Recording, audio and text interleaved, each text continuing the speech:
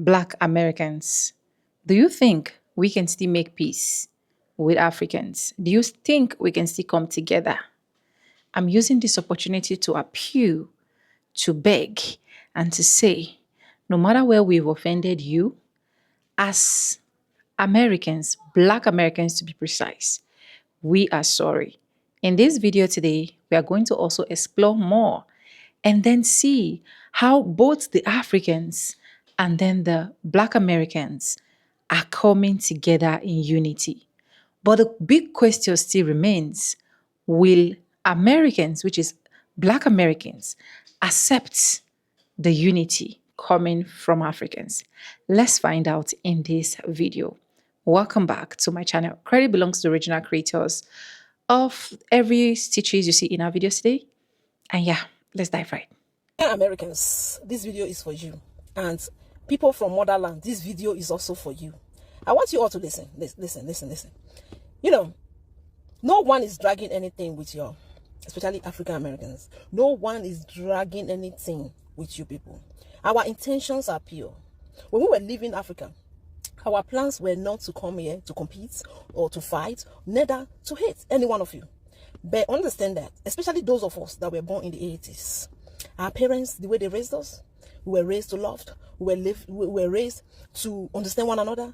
We were not raised to like pick on anyone or to hate on anyone. We were not raised that way. We were raised with love. And remember, that time there were no really it's not TV. There were no social media. Because I grew up seeing TV, all right? There were no social media. There were nothing much. So we still play around. We play under the rain. We play with our pants. We play, you know what I mean? Yes. So when we come to the United States, our plan is to be responsible, is to mingle with anybody that we see. Not just you African Americans, even with the white folks, you know. But I don't understand where this competition is coming from. Because there was this video I saw today. When I watched that video, I'm like, Africans from motherland, you guys need to start backing off from these African Americans, because a lot of you still don't get it. The truth is that a lot of African Americans don't want us. We see you like our brothers. We see you like our sisters.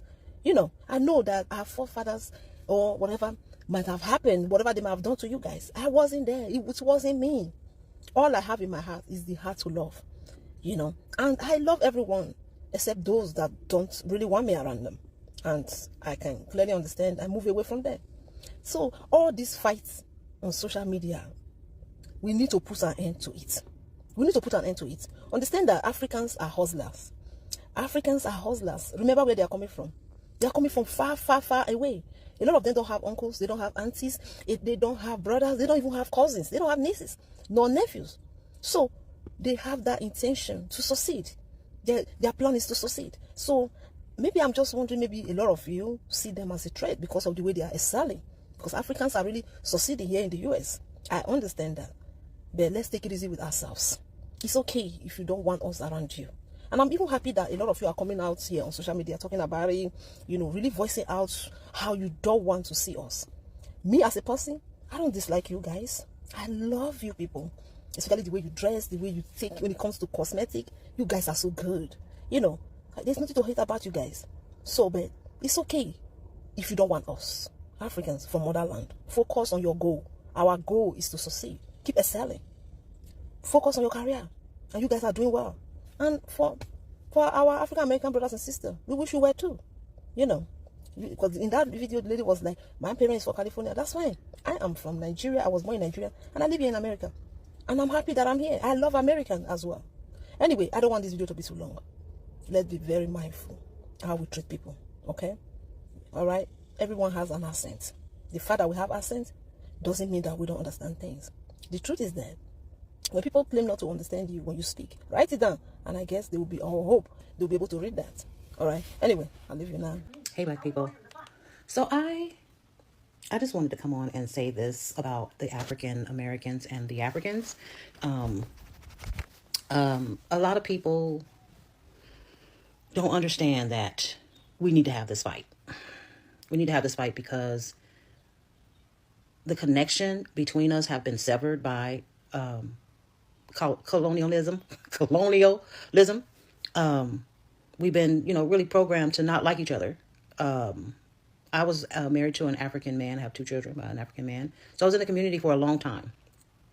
And I have really good conversations because I worked in an African braiding shop in Atlanta, Georgia. And I learned a lot of things of what they thought and believed, and I was like that representative of African Americans. I had to teach them honestly customer service because the way they talk is different, and sometimes their talk is aggressive, and it's not mean. Sometimes it is, but a lot of times it's just the way. I'm sorry, y'all. I'm always got some kind of bump. It's just the way that they communicate, like us. I mean, a lot of white people think we're having an attitude problem, but we're just being, ourselves, just kind of like monotone, no face, no, that's why, hi, customer service. Yeah, we did. Sometimes we don't do that and people, feel a certain way. So there are a lot of things that I learned when they, just having conversations with my African sisters and brothers about how they thought we were lazy and this and that. And I was explaining to them, like, you wouldn't be here if it was for us. So, like, those conversations have to be said. Those conversations have to be done because when you have a relationship, say you have a relationship with your husband or your wife, and the spouse, they're gone. They went to another country or something like that, and y'all talking back and forth on the phone, and it's not really going well, and so y'all meet face to face, right? You finally get together, you're married, and you're living together, and you're trying to make it work. And that's kind of the relationship that African Americans and Africans have, where it's this marriage that was separated. We were separated. We were still married, but separated. And so we're having to work it out. We have to fight, to make up. We have to have this fight because the fight is what you think and what I think. And we have to get an understanding about what we think about each other, but really it's about what we think about ourselves and how it is portrayed or interpreted on the outside. So we have a lot of things about Africans are very similar to us. Like they've been done a certain way as well. We have a different view because of our experience here in America. And they have a different view because of their experience in Africa. And so now we're coming back together to bridge this gap that we had because the colonists did everything to make sure we were separated, not just by miles, but, they want us to be separate where we're not together. They don't want us to come together ever, ever, ever. And the only way we can come together is to work it out. We have to go through this stuff, right? We have to have arguments. We have to find out what is the problem in the first place. The only way that we're going to find out the problem is to talk about it, is to have arguments about it, is to let people know, hey, this is how we're thinking. This is how we're feeling. And we don't like the disrespect. African people, they don't like the disrespect either. You know what I mean? And so we have to have compassion for one another. But at the same time, Black people are not going to take it from nobody. We're not going to take it from white people. I'm going to say white right now. White people, Black people, and that means everybody in between Black and white. Everybody in between these two extremes, y'all too. We're not going to deal with that. We're not going to deal with that. We're not dealing with it anymore. We're not our ancestors. We are different, and we are going to speak our truth. We're not going to hold our tongue anymore, but we are still relaxing. We're still watching you, watching everybody. And yes, we do have power. We know our power, and we will not take abuse. And that's that. But at the same time, we're willing to forgive. We're willing to be open and have open conversations. But we love our sisters and brothers in Africa, but we would not take abuse from you either. This is going to be the last time I'm actually going to say this. I do not care what you believe in. Like I told you, I believe in unity of Black people around the world. If you do not believe in that, you do not even have to stop on my page to let me know, because I don't care. It's that come, oh, I don't like unity, I don't want you. I just block and delete. So instead of you coming to my page and waste your time talking about something that I don't care and the people who follow my page don't care, just move on to your own life and your own thing. If for you it's like you want to just stay within your community, fine, bravo, good for you. Just go. Don't come and announce that to us. Don't tell us. Don't let us know, because we don't care. A lot has gone through, a lot has gone down, a lot has been synced, a lot has been magneted, a lot has been harbored. For someone to come to comment section and be like, we can never be united, we can never be one, we can never see each other as brothers and sisters. Dear foundational Black Americans, can we still be friends? Can we still have that unity among us? I'll just go ahead and roll out the remaining clips I have for you guys, and then I'll be back with commentaries. Credit belongs to every single stitches you see in our today's episode. Anyways, let's go. I'll be back with commentaries. Gabby, I don't have any support. I want to come over to Nigeria for the first time. Book the flight anyway. Gabby, I'm talking to someone in Nigeria. I really love them, but there's no one in my family that feels it's right for me to talk to them. Do it anyway. Talk to them anyway. Get in a relationship with them anyway. Gabby, I'm telling people that I'm talking to someone in Nigeria, but they're telling me that it's a scam. They're going to scam me. Do it anyway.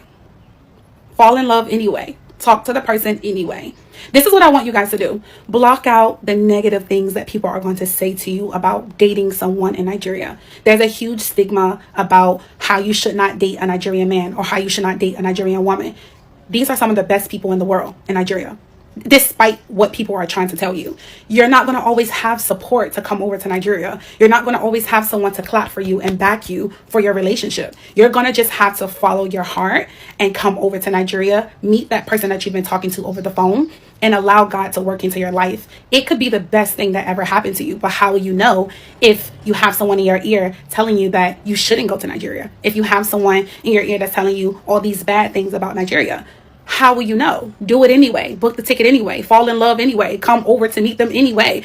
Just do it anyway. Hey, why is it that the ones that look like me in America don't want to be classified as Africans sometimes or whatever, right? But when they go to fill out a job application, they have to check African American on the paperwork. I really don't understand it, man. At the end of the day, everybody's entitled to feel how they want to feel. But just look at the facts, man. We are all copper color. Some of us are darker than the others. But at the end of the day, we still got melanin that run through our body. So when they tell you about the 12 tribes, we are all related. We just come from different tribes. Ain't no reason for us to be out here hating each other. I love Africa, man.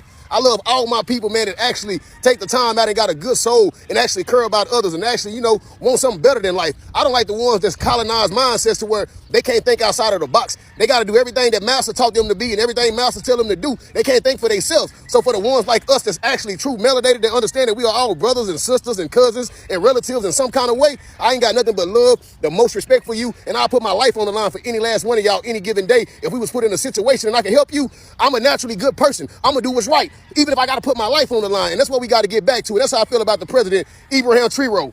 Hey, we got your back over here, I guarantee you. Hey, I make a video sometimes, and people be so scared to comment on it because over here, they can't say what they want to say. They can't be who they want to be because they got to respect their master. Me, I have no master. The Tamarian God do not play, and they know that about me.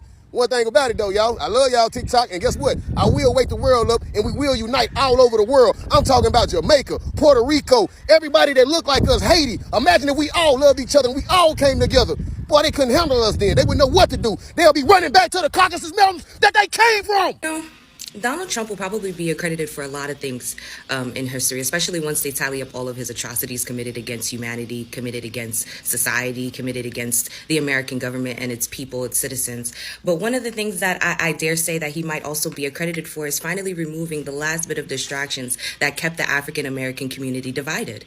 I'm not going to lie. Since the election, one thing that I've definitely seen that has been thriving is the unity of Black people like none other. Every time I look into my comment section, my faith in unity within our group is it's reaffirmed. It's what's the word? I have reassurance even. You understand? Especially not just unity within the African American community in itself, but unity between the African American community and the African diaspora. I'm so happy because, not to be cliche or anything, we're going to be all right. We really are going to be all right. And it's not even no shade. I'm not even like trying to be cute when I say this. We really are going to be all right.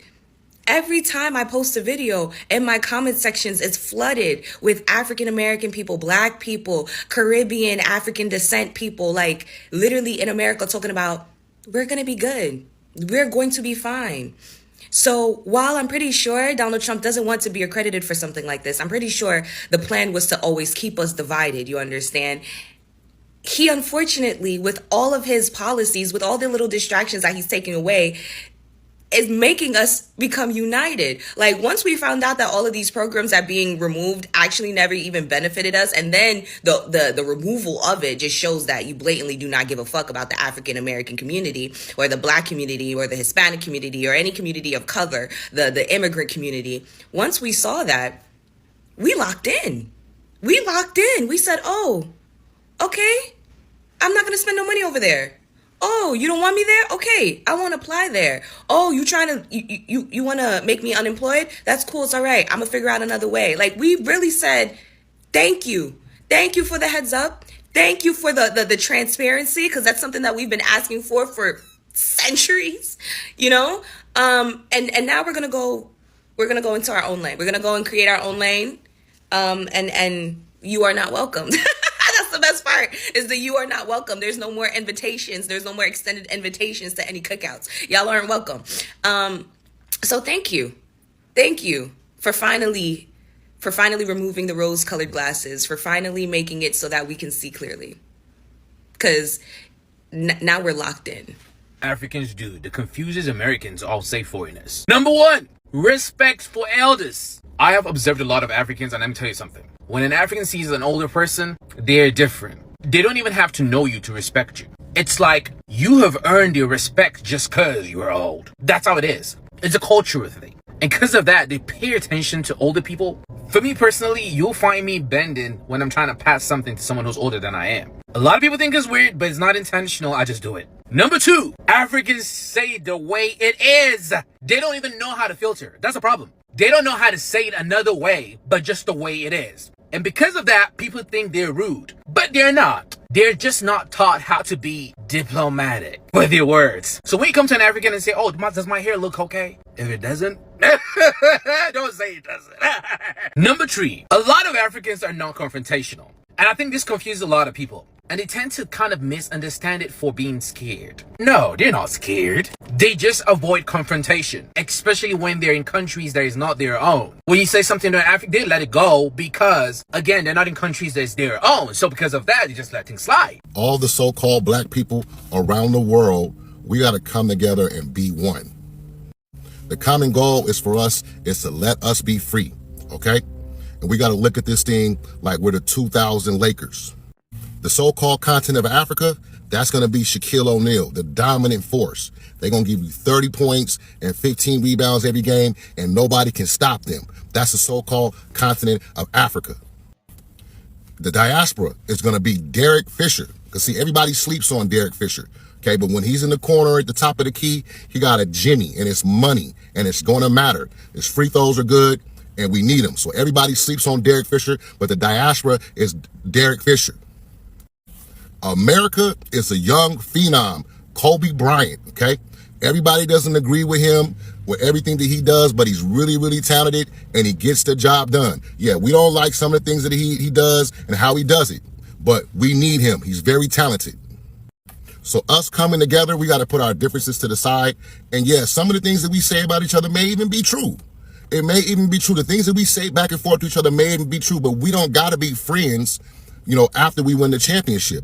You notice that Kobe and Shaq weren't like real friends outside of basketball. We got to come together for that championship and what matters. Put all the arguing to the side. Yeah, you may be right about this. They may be right about that. And we may be right about this. But in the bigger scheme of things, it's not going to matter. Okay. And Russia is Phil Jackson. Okay. So if we all come together and win this championship, we'll celebrate with each other after we win. We got one common goal. But when we're done, we can go our separate ways. Okay, we don't got to be buddy and all that. Okay, but if it turns into that, then that's fine. But we got to come together with this force. A proud African-American girly, but I often get asked if I am African, sometimes Caribbean, but usually West African. Maybe I'm looking into things too deeply, but I feel like that speaks to the power of the African diaspora, because usually when people think of the African diaspora, I feel like they usually think of how we're connected through food, how we're connected through how we dress, our music, the way we wear our hair. But I've always been interested in how people look. Like, I love Afrocentric features. It's so crazy because even though features have been used to discriminate against people and create systems of oppression, I just love the idea of being able to look at somebody and look at their features and say, okay, you belong to these people. Like, you are a part of this group, if you know what I mean. I just think that's so cool. And I know I'll never be able to trace my ancestry all the way back to the motherlands. We know why. I am very much a descendant of enslaved Africans and African Americans, proudly so. But at the same time, I'm also very proud of that history and that ancestry back in Africa that I'll never truly know. And so when somebody tells me that I look African or have very Afrocentric features, I feel almost more connected to that part of me, if that makes sense. So yeah, y'all, I thought I'd share, because when I tell y'all these past few months, not a week has gone by where I haven't been told that I look African. And I love that. I take so much pride in how I look. I take so much pride in my features. And, regardless of the beauty standard that we were taught to believe in, This is it. I don't care what you heard. This is it. Y'all, look how fucked up I look right now. I can't hang out with no West Africans no more. I can't do it.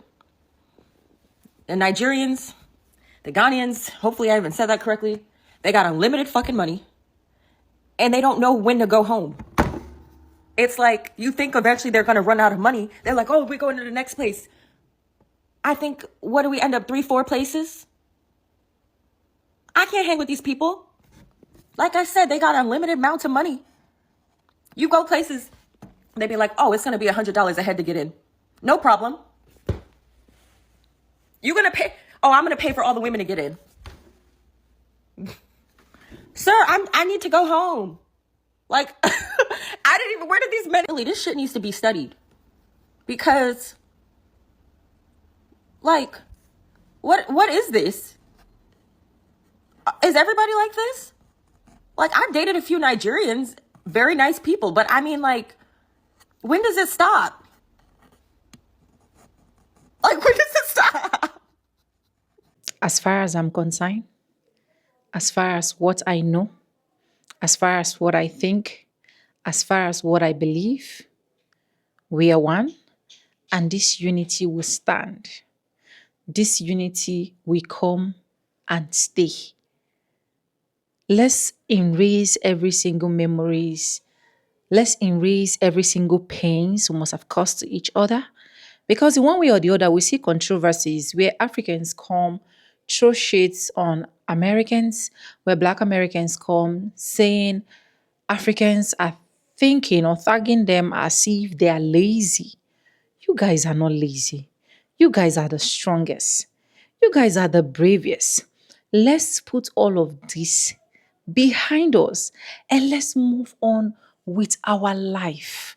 We believe that both of us can win a huge force because if you know, we are one.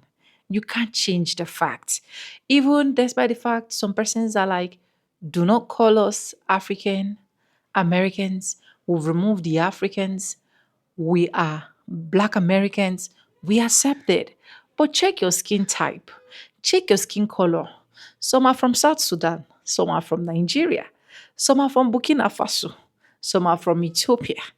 In different aspects, one way or the other, you have that African trace. You have that African identity. Either your teeth, either your hair, either your look, either the way you do your things, either the way you're trying to be polite and you know that it is similar to those of us in Africa. So, we don't need all of these things. I'm still appealing for unity because when I go to some of the comment sections of this video that I actually stitch in my videos, you see some foundational Black Americans saying that we can never be friends. We can never come together. You people are betrayers. You people are this. Just know that we're only here to hustle. We're only in Americans to look for greener pasture. We're only there to feed our family. We're only there to make life better. Because why? The part of countries where we came from, where we are brought and brought up, there is nothing good to write home about. That is why we are not coming there to do competition with you. Erase all of those narratives and let's come together. Let's join force. Let's tag it as a joint task force and then win this race together.